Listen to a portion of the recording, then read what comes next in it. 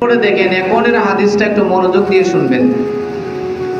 নবীজি ইরশাদ করেন জান্নাতে যাওয়ার 4টা রাস্তা আছে। কয়টা রাস্তা?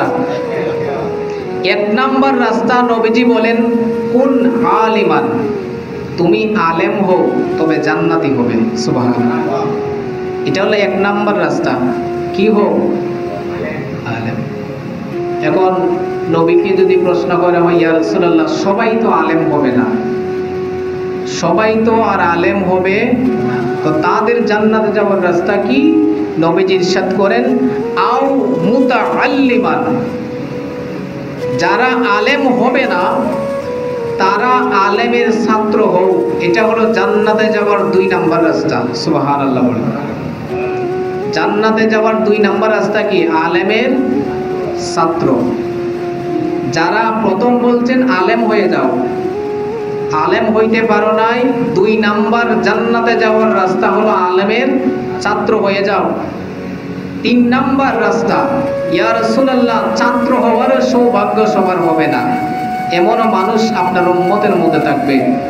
আল্লাহর নবী বলেন 3 নাম্বার রাস্তা আও মুস্তামিয়ান, আলেমের ছাত্র হওয়ারও যদি সৌভাগ্য না হয়, আলেমের কথা মতো আলেমের আদর্শ মতো তোমার জীবন জিন্দেগি পরিচালনা করো। সুবহানাল্লাহ।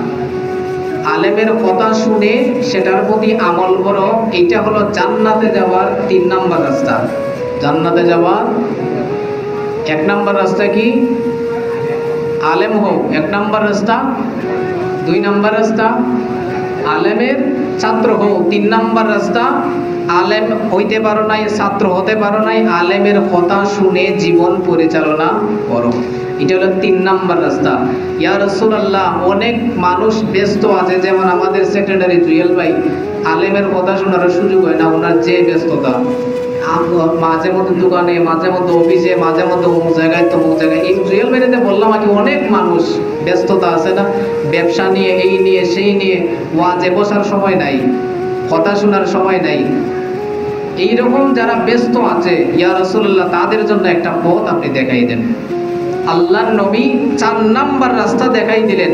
ওই সমস্ত ব্যস্ত মানুষের জন্য আল্লাহর নবী বললেন যে আও মুহিব্বান, আলেম হতে পারো নাই, ছাত্র হতে পারো নাই, কথা শোনার মতো সুযোগ